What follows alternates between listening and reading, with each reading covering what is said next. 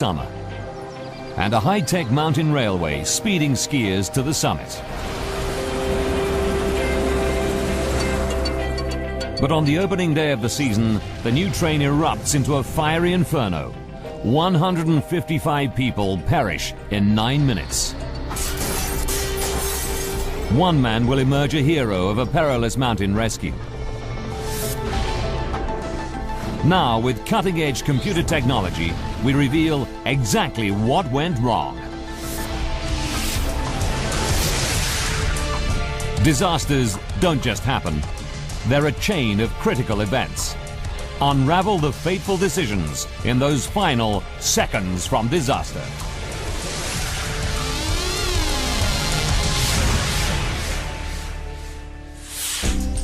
Europe.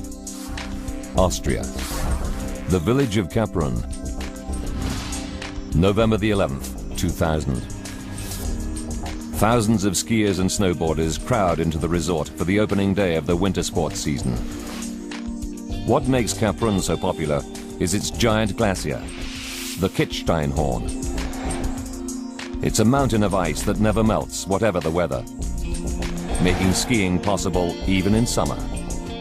A high-tech ski train rises 1,500 meters through solid rock to land skiers near the summit.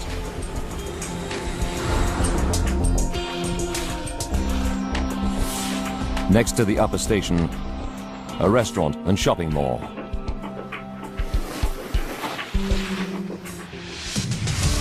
"8:45 a.m.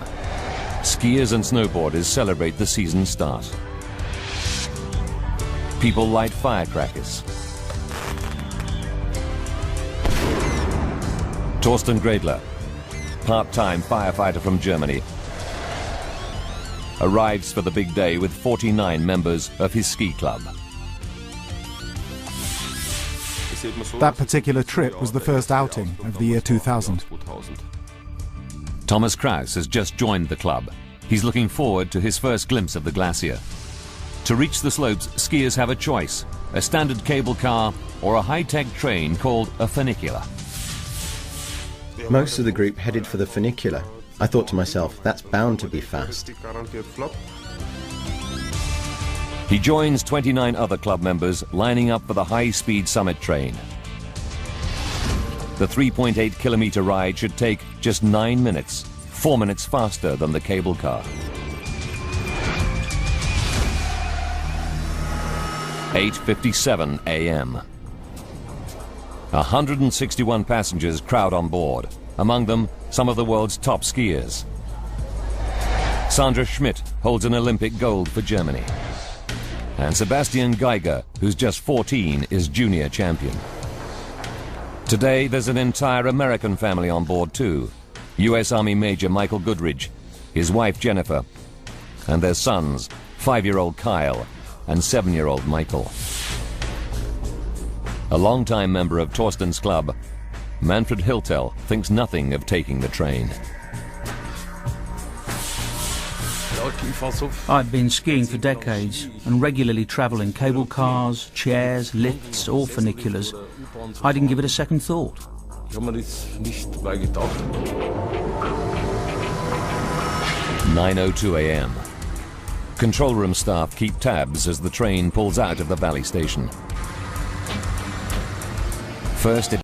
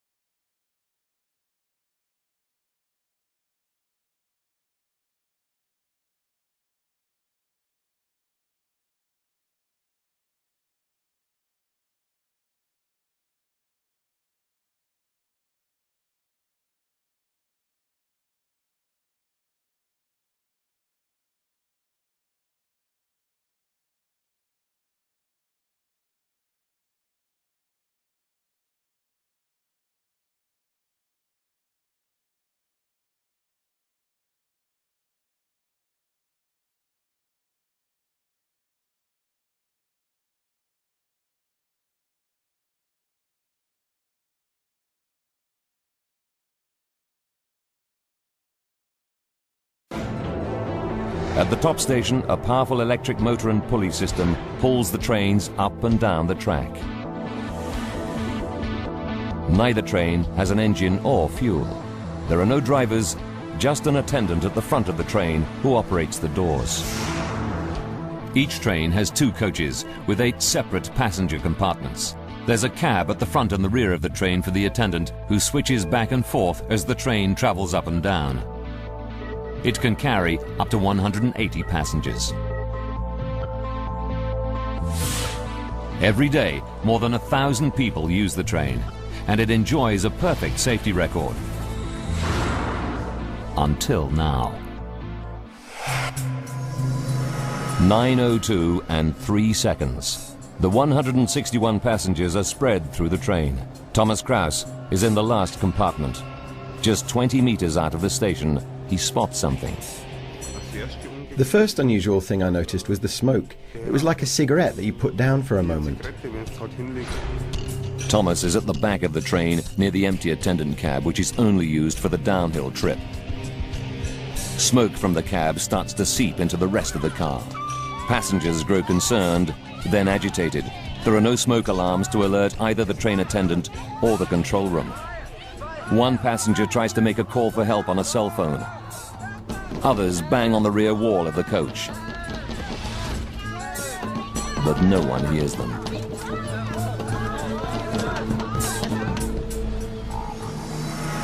"9:04 a.m. The train enters the tunnel, cutting off cell phone signals. And there's no way to contact the attendant at the front of the train.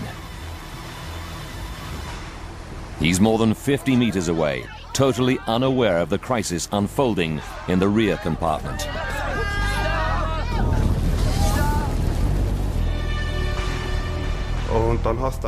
You could already see fire flickering, licking upwards. The word got round, and people inside the compartment realized that there was a real problem.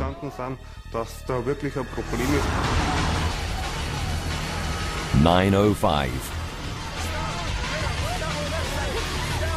600 meters into the dark tunnel, the train suddenly stops. The control room contacts the attendant to find out what's going on, but he has no idea. He didn't halt the train.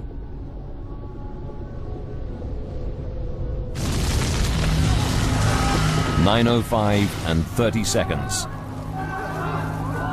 The rear coach is now filling with toxic smoke. But there's no emergency door release. The 161 passengers are trapped.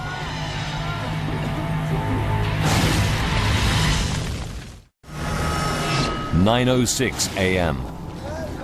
As the blaze in the empty attendant's cab worsens, toxic smoke fills the passenger compartments. Torsten Gradler is one of the skiers trapped in the blazing rear coach. The man next to me, who is also a member of our ski group, tried to pull the door open by grasping the rubber seal. But the doors won't open, and some people are starting to panic. Torsten and another man try to smash the windows with a ski pole. But they're made of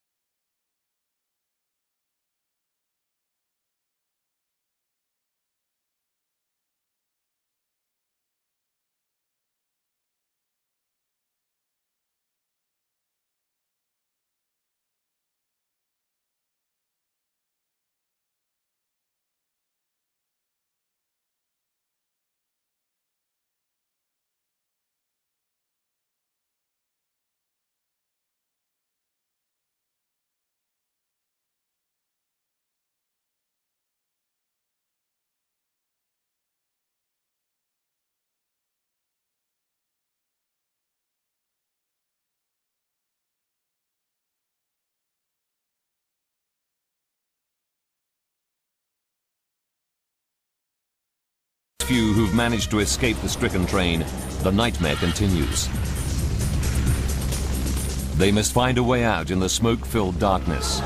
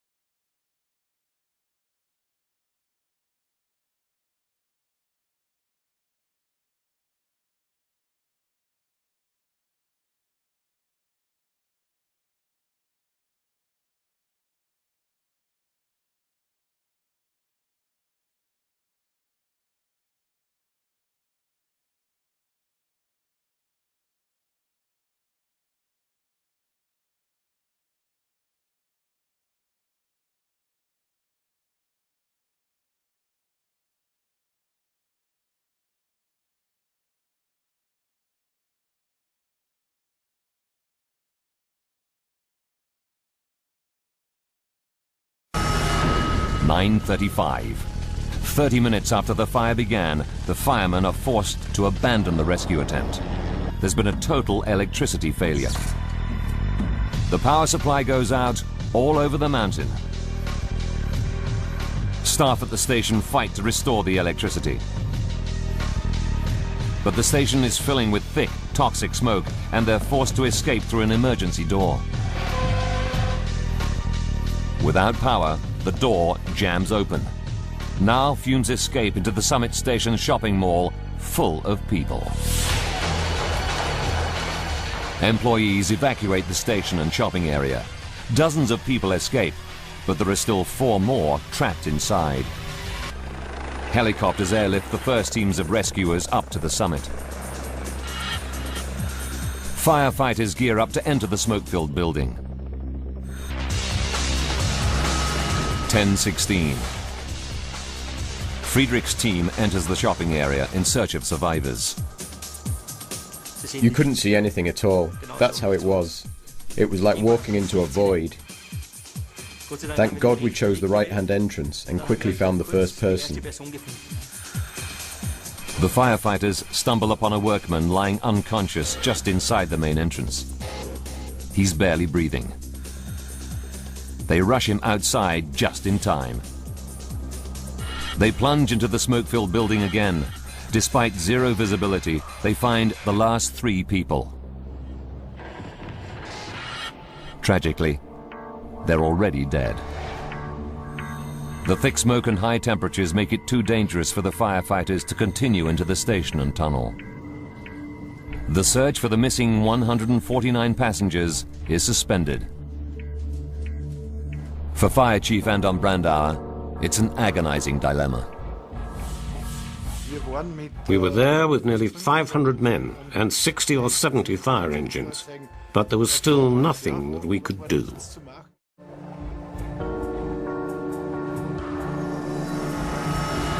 12 midday. 3 terrible hours since the inferno started. It's still dangerous, but Fire Chief Brandauer decides to let 2 small teams of specially equipped rescuers enter the tunnel in search of survivors. The men have no idea what to expect in the smoke-filled darkness. One team reaches the sister train, which was heading down the valley at the time of the blaze. Inside, they find the bodies of the attendant and his only passenger. Further down the tunnel, rescuers arrive at the burned-out train. Around it, the track is completely destroyed, rails torn and twisted. Then they make an awful discovery. Of the 149 passengers trapped in the train, not one has survived.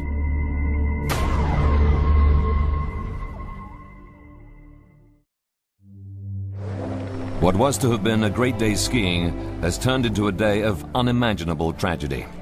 In total, 155 people are dead. Only 12 incredibly lucky survivors escaped the fire. It's the worst peacetime tragedy Austria has ever suffered, and devastating news for dozens of bereaved families around the world.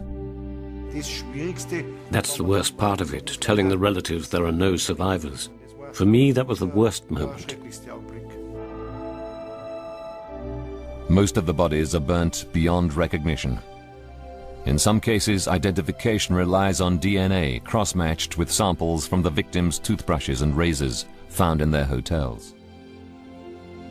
Among those who die are U.S. Army Major Michael Goodridge, his wife Jennifer, and their 2 young children. World freestyle skiing champion Sandra Schmidt perishes along with her parents. German junior ski champion Sebastian Geiger, aged 14, dies with 3 other members of his group and their 2 ski coaches. But how could this terrible tragedy happen? It's a total mystery. Pulled up by a cable and winch, the train has no engine, no fuel tanks, and only low-voltage electrical devices. What could have caused the blaze? The Regional Public Prosecutor's Office orders an investigation into the cause of the disaster.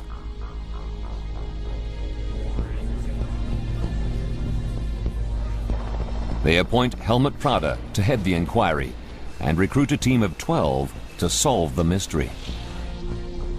Using their findings, we can piece together the deadly chain of events. Forensic investigators begin by searching for clues to the source of the blaze. They must work on the burnt-out train inside the tunnel. If the wreck is moved, they may lose vital clues. They haul the sister train, untouched by the flames, out of the tunnel for analysis. Built to identical specifications, the twin train may reveal an undetected design flaw. Within hours of the tragedy, journalists air theories on the cause of the fire. The Times of London suggests that snowboarders may have been to blame. The paper reports that some snowboarders may have been lighting firecrackers in celebration of the opening day of the new winter sports season. Could a teenage prank have started the terrifying inferno, which would go on to claim 155 lives? At this early stage of the inquiry, nothing is ruled out.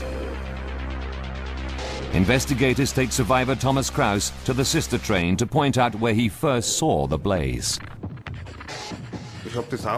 In my statement, I said it was like a cigarette that you put down for a moment. That's what it looked like, the smoke coming from the control panel. The control panel is in the rear attendance compartment. Investigators try to find out if anyone could have got in there and started a fire, accidentally or even deliberately. But the rear cab is sealed off from the passenger compartment. The only way into it is from the platform. Eyewitnesses confirm it was empty on the fateful journey. The attendant was in the uphill cab at the front of the train. The only opportunity for someone to enter the rear cab and start a fire is during the train's 3-minute stop at the Valley station just before it leaves. Investigators calculate that this is too short a time frame for anyone to get in, start the fire and get out without being noticed.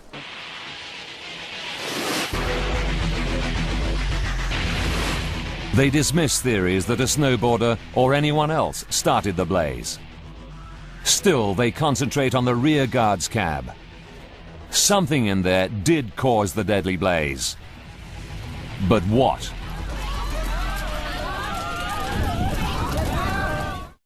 Passenger Thomas Kraus has told them where the fire broke out.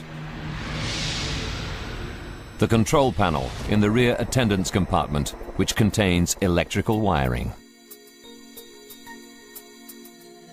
Painstakingly, the team carry out tests to see if faulty wiring could have sparked the blaze.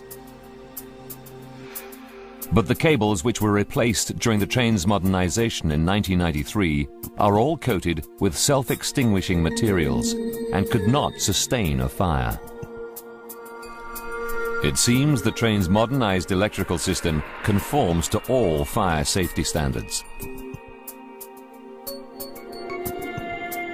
Still, the team continues to explore the records of the train's 1993 refit. Then, they make a fascinating discovery. During the train's modernization, the attendants' cabs were made more comfortable. Electric fan heaters were installed to keep the cabs warm during the freezing winter months, when temperatures can plummet to -20 degrees Celsius.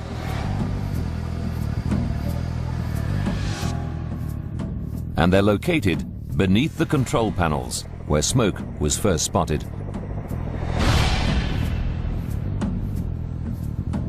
When investigators check out the manufacturer's instructions for the heaters, they uncover a terrible oversight. Incredibly, they find the train's heater is designed for use in the home, not for moving vehicles. Could fitting a domestic heater to a mountain train somehow have caused the blaze? They turn to the identical heater in the sister train and make a stunning discovery. The mount for the heating element has broken, meaning it can easily get jammed against its plastic casing and catch fire. Further tests show that 4 out of 5 heaters of this type have the same defect. It's a major breakthrough for the team, but it doesn't close the case. By itself, a faulty fan heater could possibly start a fire. But with no fuel on board, how could it grow into an inferno so ferocious that the train's aluminium body melted and its steel rails buckled? Investigators are baffled. But then one of the team stumbles on a pool of oily liquid on the track. The trail leads upwards to the tunnel's entrance. They send it to a forensic lab for analysis. Results show that it's hydraulic oil, just like the oil used in the train's braking system. And it's highly flammable. Professor Joseph Nedges is an expert on this type of railway. There is no other explanation than that this hydraulic oil originated from the damaged train itself.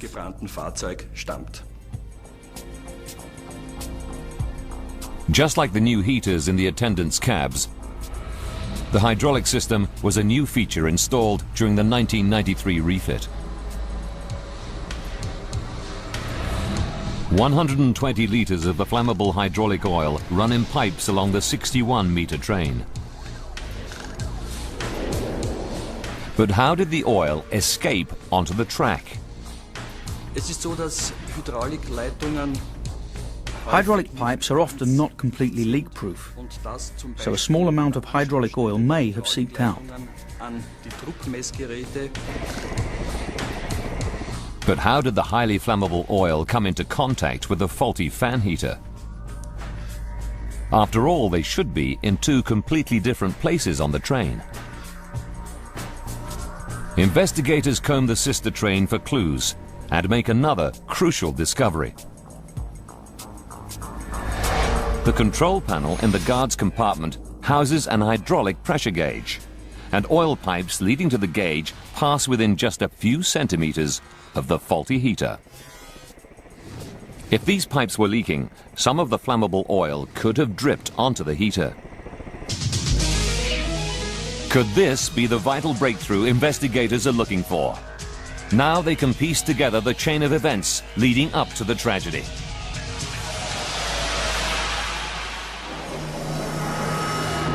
"14 minutes before disaster. The train fills up with 161 skiers.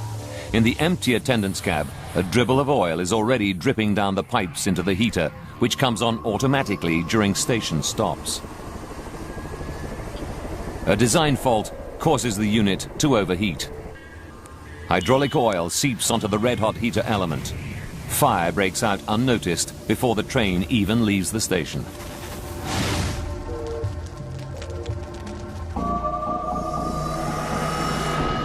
"9 minutes to go.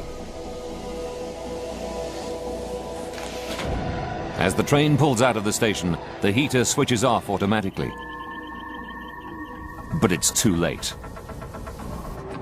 Inside, fire takes hold. Thomas Kraus is close by the control panel. The first unusual thing I noticed was the smoke.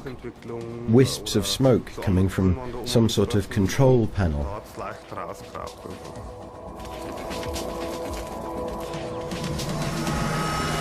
"7 minutes.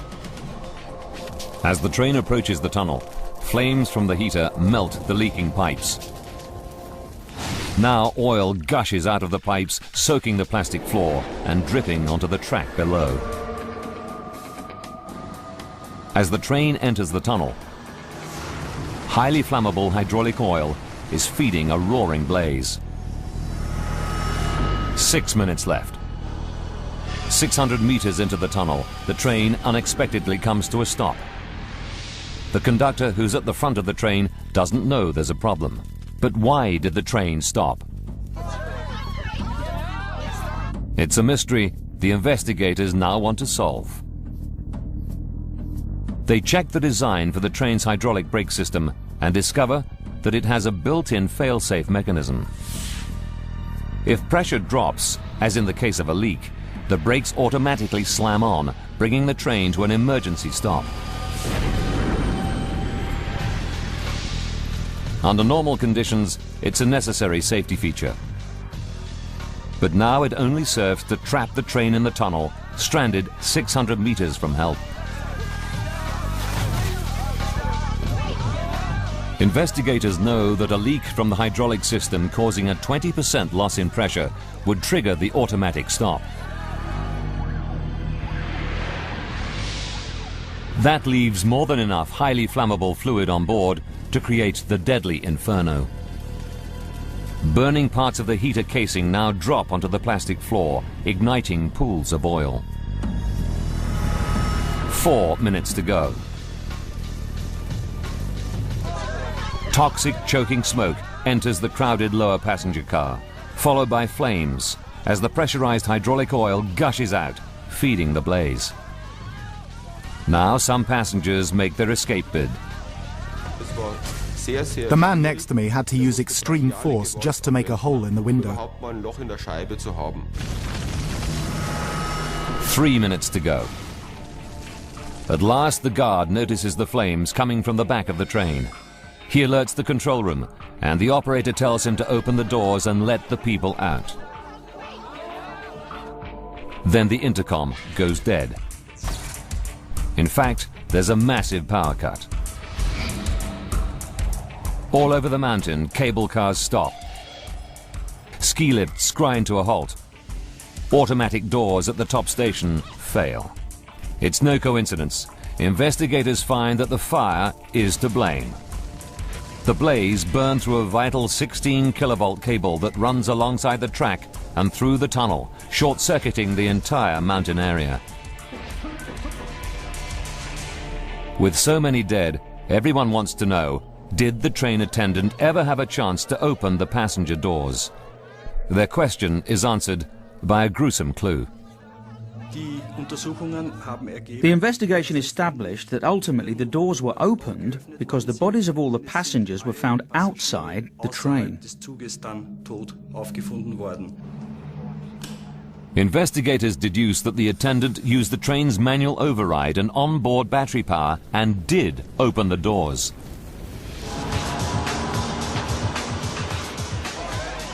But out of the 161 passengers on board, only a dozen ever made it out of the tunnel to safety. It's a mystery. What did those 12 survivors do differently from the 149 who perished in the flames?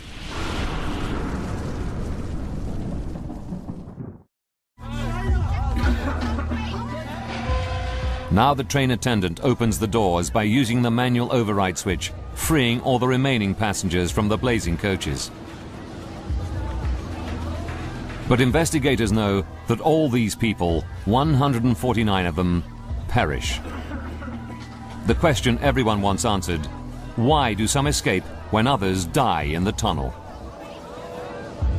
What's more, many are fit, able-bodied men and women, some of them ski champions. But not one makes it more than 142 meters. Investigators find the body of the German Olympic skier Sandra Schmidt 62 meters from the burnt-out train. Japanese athlete Tomohisa Sase made it the furthest of anyone. They discover his body 142 meters away. But most people have fallen within the first 15 meters of the train. What investigators need to know is, how did 12 survivors cover more than 600 meters to get to safety when most perished no fewer than a few steps from the train? To find out, the team studies other severe tunnel blazes from around the world. They find the answer to the mystery in the design of the Capron Tunnel. It's built at a steep angle of almost 30 degrees. It means that when the blaze broke out, it would not behave like a normal tunnel fire. Dr. Richard Bettis has studied tunnel fires for 17 years and knows this is a major problem. Well, the important thing about a fire in a tunnel is that the heat and smoke have got nowhere to go. Smoke and heat will rise up to the roof and spread out in both directions. But if the tunnel's inclined, all the smoke will go upwards. And the direction the smoke travels is critical to the passengers escaping from the train through the now open doors. They face a crucial decision: which way to go. Downwards on a steep stairway towards the heat and smoke of the fire, or upwards away from the inferno. Just 12 decide to run downwards. The remaining 150 people all go up towards what they believe is safety. But that's the direction in which the heat and smoke travel in a tunnel that's now a giant chimney. Stan Ames, a fire scientist, knows they didn't stand a chance. Fire is always counterintuitive. It doesn't do what people expect it to do. And what these people did in taking the decision to move upwards was to move up with the smoke, with the toxic gases and the heat, up towards a certain death. And investigators discover that most people made it no further than 15 meters from the train, not because of the searing heat of the blaze, but because of deadly chemicals in the smoke. The most dangerous component of smoke is carbon monoxide. And when you inhale carbon monoxide, it enters your bloodstream and the hemoglobin in your blood attaches to it, preventing you from using that blood to carry oxygen. Now investigators want to know why the 12 survivors decided to descend. The reason? They were led by a firefighter, Thorsten Gredler. I shouted, "Run towards the bottom." The rules of how to act in smoke-filled environments have become second nature to me. As a volunteer fireman for more than 25 years, Thorsten knows that to have a chance of survival, they have to get below the smoke. As he and his fellow passengers scramble out, he shouts to them to go down. But one passenger, Hermann Geyer, doesn't hear Thorsten and runs the wrong way, uphill. Suddenly I heard one of my fellow passengers. It was Thorsten, shouting, "Run downhill, everybody." And that was my salvation. But as the 12 made their way down the tunnel, the disaster was far from over. The inferno was about to claim more lives, some of them people who weren't even on the train. Most people would think the further you are away from the fire, the safer you would be. But in this case, the smoke and toxic gases generated from the fire travelled the entire length of the tunnel and endangered the lives of the people in the restaurant and the station 2.5 kilometres away. This is like being attacked by a fire on the other side of town. As the fire sucks in air from the bottom of the tunnel, it causes a massive updraft, which propels smoke upwards at 144 kilometers per hour. The deadly cloud also engulfs the sister train, choking the attendant and his only passenger to death. It then pours out of the top of the tunnel, killing 3 more people in the station building. It's a terrible tragedy that the investigation team wants to prevent happening again. They want to know if it could have been avoided. But when they examine the train's safety specifications, what they unearth will shock the whole of Austria. As investigators scan the fatally flawed mountain train's design, they're shocked to find it lacks even basic safety features. The train has no smoke detectors.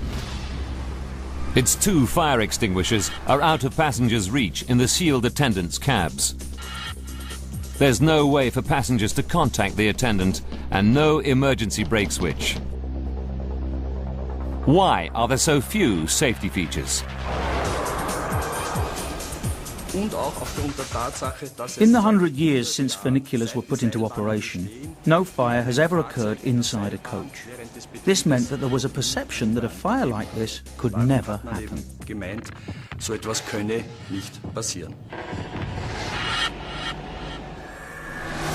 Incredibly, investigators find the train does comply with safety rules.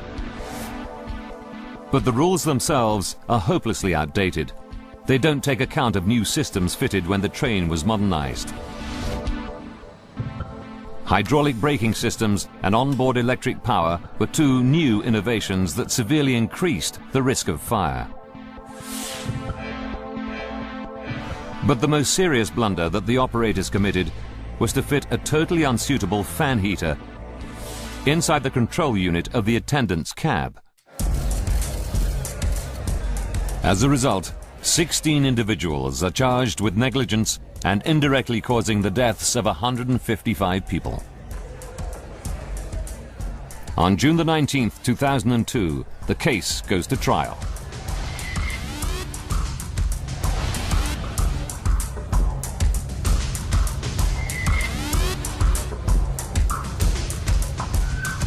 In their defense, they claim that they had taken the necessary precautions and the fire could not have been foreseen.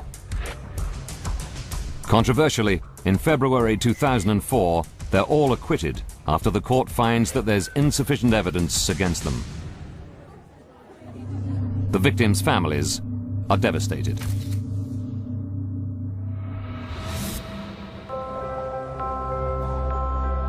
In the wake of the disaster at Kaprun, safety regulations on similar mountain trains have been toughened up throughout the Alps.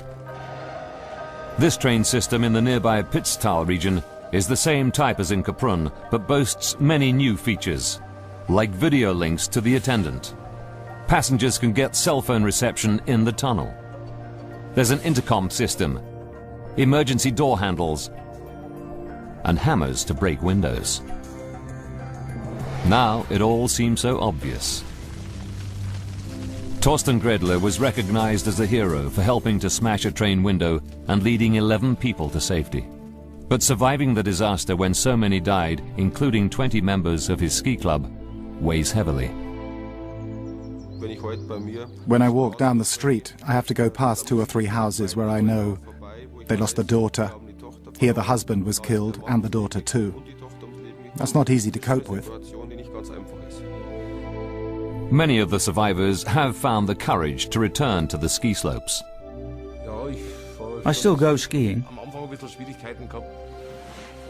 To begin with, I found it difficult. I'll never travel in one of those funiculars again.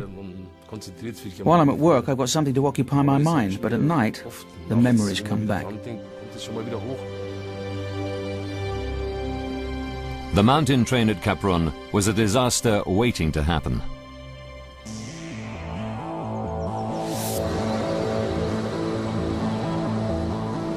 One day in November, it took a simple malfunction in a domestic fan heater to set off a catastrophic chain of events. The faulty fan overheated and ignited 120 litres of hydraulic oil.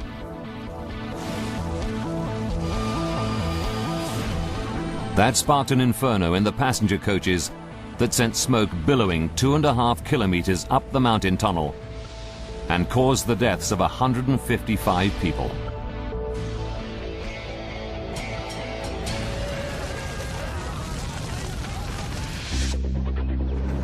Now a new fast cable car has been built to take skiers up to the slopes. Tourists have returned to take advantage of the exceptional year-round conditions offered by the magnificent Kitzsteinhorn Glacier.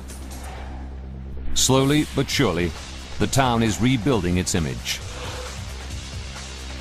But the mountain train at Kaprun has never reopened.